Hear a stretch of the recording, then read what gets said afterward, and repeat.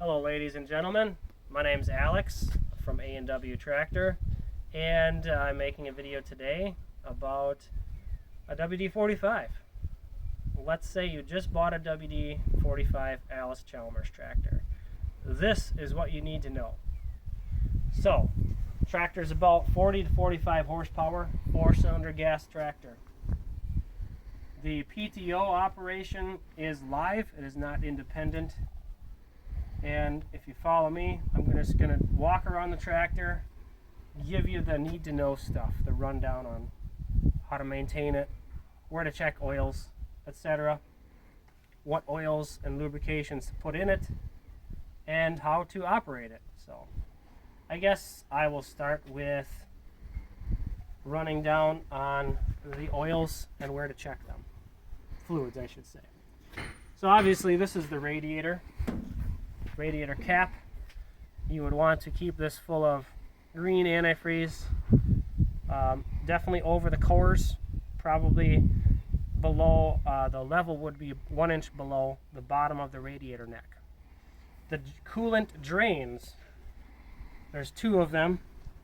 One is here on the side of the engine block. The second one is down under here behind the generator on the bottom of the radiator, if you can see that.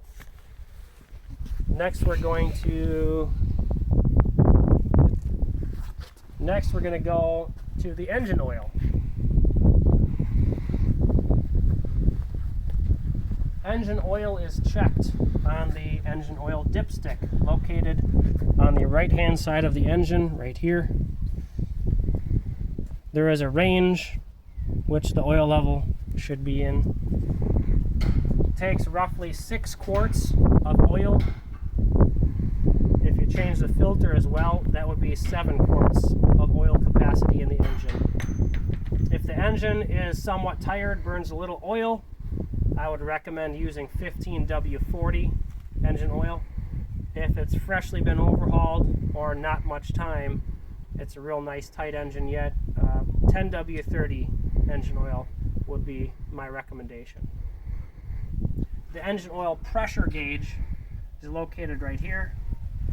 Sometimes difficult to see from the operator's seat, especially if you have power steering, which this tractor does. Keep an eye on that gauge. If you notice the needle does not show up in the normal range, immediately shut the tractor down and diagnose or talk to a mechanic about what the problem is. The engine oil is filled right here on a WD45. Cap twists on with a half turn, tightens back up. There's a secondary fill location on the top of the valve cover if you have the hood off. While we're on the front end, the front steering gearbox does need lubrication. Usually there's a grease zert here for the top bearing in the front steering gearbox. This plug right here is a level and fill plug. This whole gearbox takes an oil that is roughly 250 weight oil. A good compromise these days is to mix 50-50 wheel bearing grease with 80-90 gear oil. That's what we put in this tractor. Now there's something that's come out recently that's called corn head grease. It's a real thinner grease. That is also okay to use in these. It's roughly the same weight consistency. Sometimes there is a drain on these tractors with really thick oil. It doesn't like to drain very well, but the drain is located on the left side of the front steering gearbox. A small pipe plug right here. Moving backwards from the engine, we come to the air cleaner. There is a little bit of oil in the bottom cup. Use the same type of oil in the air cleaner cup as you do in the engine. You would want to check this at least every time you change the engine oil. there is usually a line on the side of the oil cup of the air cleaner indicating how full you should fill that. This air cleaner, it would be the line and the ridge right here. Moving backwards from the air cleaner, we have the gas tank. Obviously this cap here is how you fill the gas tank with gasoline. Here's your sediment bowl. Make sure this is kept clean. As far as fuel goes in the gas tank, I highly recommend not using ethanol gasoline. Any gasoline that has ethanol in, do not use that. Ideally, you would use mid-grade fuel, which I think is 91, 93 octane, and usually comes with no ethanol in the gas. Moving backwards a little bit more, we have the hydraulics section of the tractor. The hydraulics are roughly from about here to here in the torque tube and clutch housing. This is the dipstick for the hydraulic reservoir. It twists with a half turn. This one has a fresh gasket in it. There's your dipstick, the range from low to full, and in small print it says to check with the lift rams extended, which are on the back of the tractor. This section here holds approximately 5 quarts, something like that, of hydraulic oil. You can use any sort of trans hydraulic oil or straight hydraulic oil. That would be a AW32 straight hydraulic or trans hydraulic. If you have other tractors, Allis-Chalmers brand, that use the trans hydraulic oil in the transmission or hydraulics on those, it would be equivalent to the 821 power fluid spec from Allis-Chalmers. That is okay to use in this hydraulic reservoir as well if you want to standardize your fluids. Moving back from the hydraulics, come to the rear end and transmission oil. On this model tractor, the rear end and transmission is all one reservoir. It takes about 5 gallons to fill if you're going to change it. Transmission rear end oil starts here, goes all the way to the back footplate of the tractor under the seat. There are 3 drain plugs. First drain plug is here at the bottom of the PTO gearbox. And yes, the rear end oil does lubricate the PTO gearbox. So this is the real obvious one that everybody always drains. However, there are 2 additional drain plugs that hold a little bit of oil in the bottom of each section, even though you drain your PTO gearbox. The second drain plug is located right above the front of the hitch, straight up from here. Very hard to see unless you're laying under the tractor. And the third drain plug is back above the PTO shaft, right behind the rear PTO bearing carrier. Those 2 drain plugs must be drained as well. That will ensure all of the old oil gets drained out. Possibly, if your oil is water contaminated, that will ensure you get all the water out as well. Speaking of water in the transmission, you want to make sure your shift boot is in good shape. Here, if your shift boot is cracked, that allows water to get into the transmission, especially if the tractor sits outside. As far as the oil type to use in the transmission, I recommend either that equivalent to 821 power fluid, which is a trans hydraulic oil, or 80-90 gear oil. Depends on what part of the country you are in and if you use the tractor during the winter time. If you use a tractor a lot in the winter, I would not recommend the gear oil. It's pretty thick, especially in Wisconsin here. So the trans hydraulic oil is what we usually use in the winter here in Wisconsin. For Oklahoma or Texas or Florida tractor, 80-90 gear oil will be just fine. There are 2 other reservoirs of oil on this tractor that most often get overlooked. They are the final drive pans.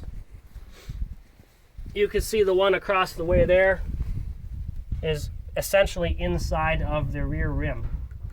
They do not have a drain on. You have to drop the whole pan down to remove the old oil, and then there is a plug on the side of the drain of the pan, excuse me, that is both the fill and level plug.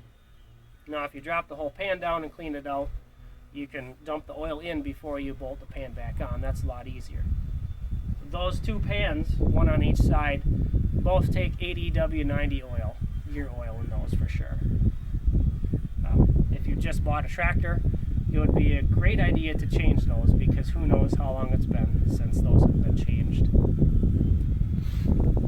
So I believe that concludes the fluids rundown on a WD45. Most of that information carries over to a WD model tractor as well. Now we're going to go on to the operator control section here. So we're going to start with the most often used one here, the gear shifter. The gear shifter is centrally located. Gear shift pattern is right below the shifter, cast into the shift tower. This is your clutch pedal here.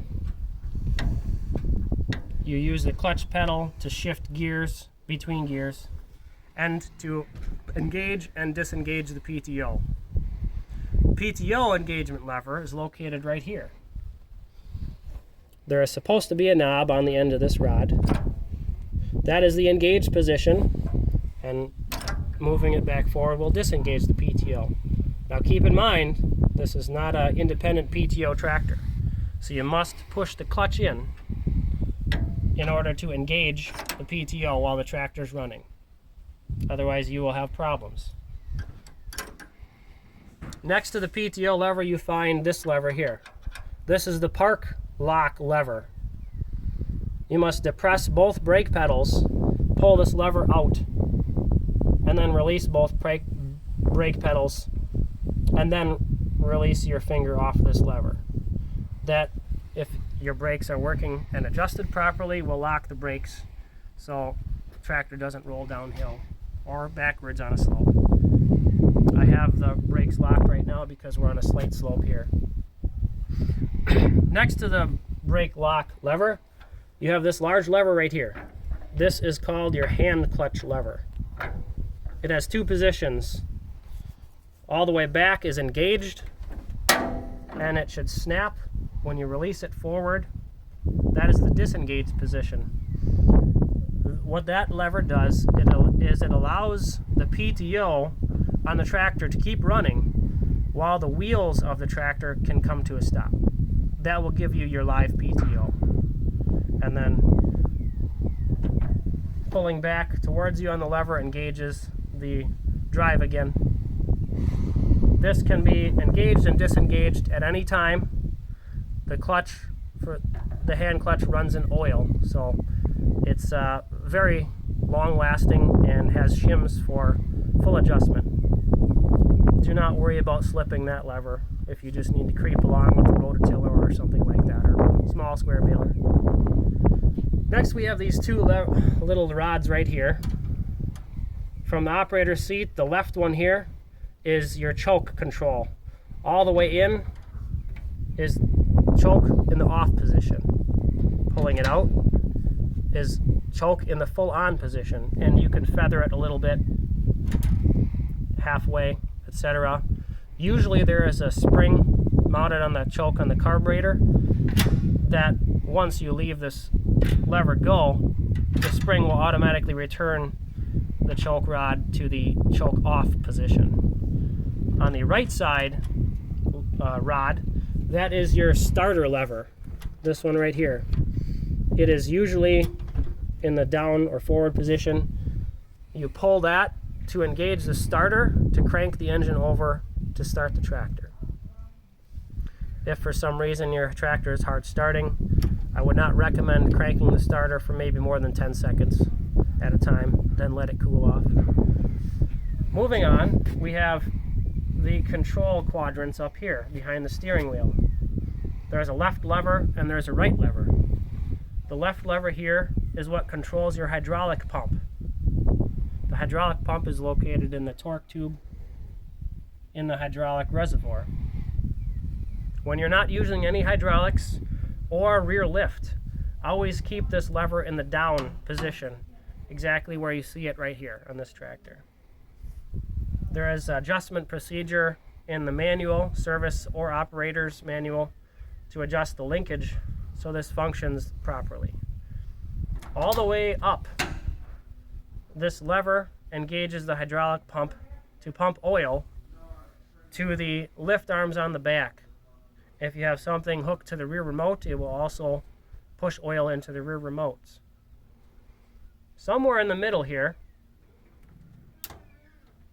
is the detent or hold position, and if the camera picked it up, you could hear a snap in the hydraulic linkage.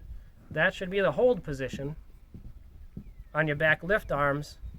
If they're halfway down and you move it into the hold position here, the lift arms should stay put. They should not raise, they should not creep down, as long as your linkage is properly adjusted.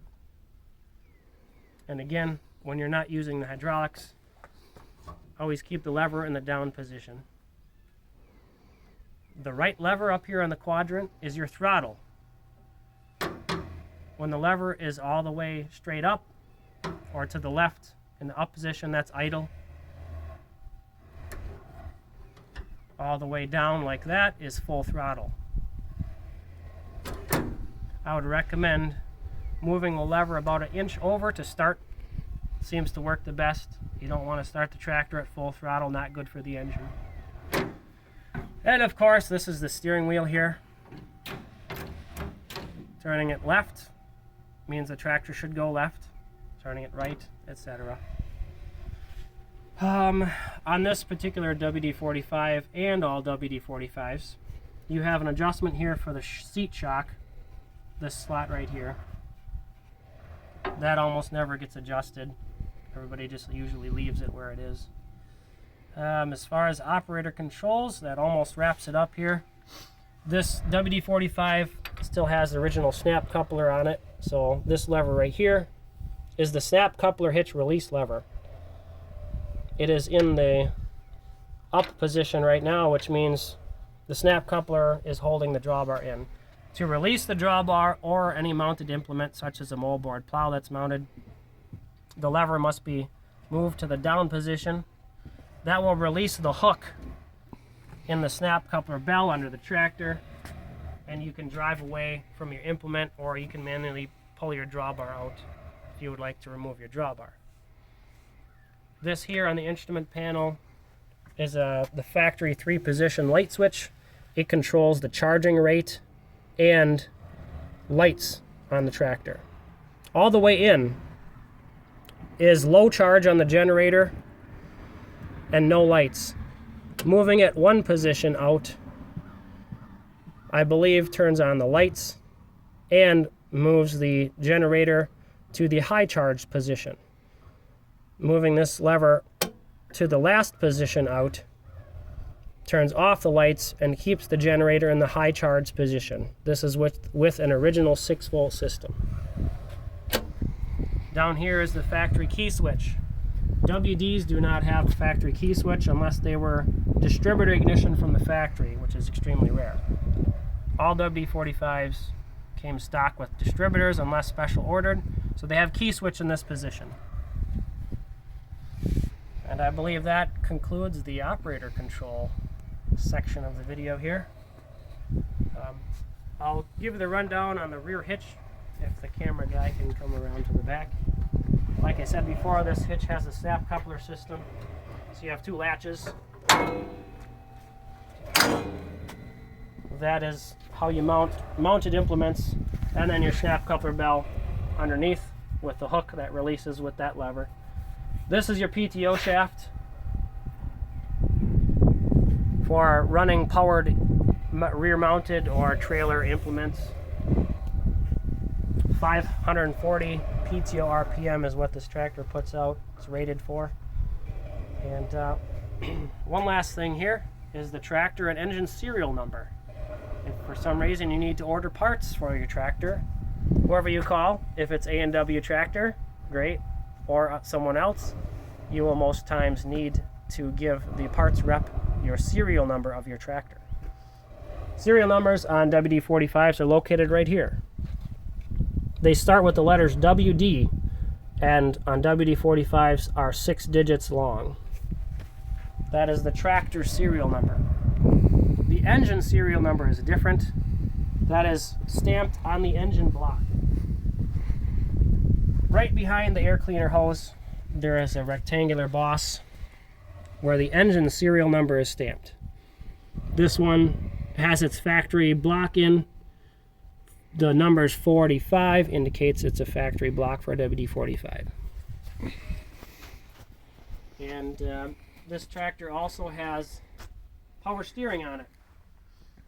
Power steering section and reservoir is located on this side of the tractor, the right side if you're sitting in the operator seat. The reservoir is right here. Pump, other parts located in their factory positions. This can take straight hydraulic oil as well, or if you want to standardize fluids again, a 821 Allis power fluid will work as well. So that pretty much wraps up the "you just bought a WD-45, here's what you need to know" video. I suppose I could mention tires, tire pressures. Front tires usually get aired up to about 30 psi. Rear tires put about maybe 12-15 psi in the rear tires. No more than 15 for sure. And as we go forward, there will be additional videos coming out for each model tractor, Allis-Chalmers of course. And stay tuned. If you have any other recommendations as to cover in these videos, leave a comment.